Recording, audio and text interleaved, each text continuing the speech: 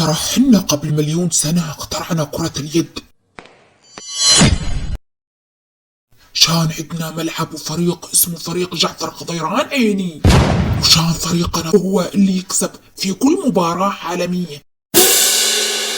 ترى مدرب هاي الفريق الفذ هو جدي الخامس عشر بعد 1500 قبل الميلاد عيني. يخرب بيت ابو الكذبة على اللي بيصدقوه يا راجل، هو انت ما فيش احساس خالص.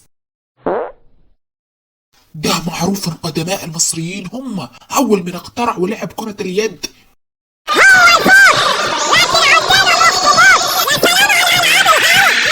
وده موثق على جدران المقابر الفرعونية، أدلة كتير مش كلام في الهوا. الجد ده مدرب الفريق، أكيد جدك ده مدرب فريق التحشيش العالي.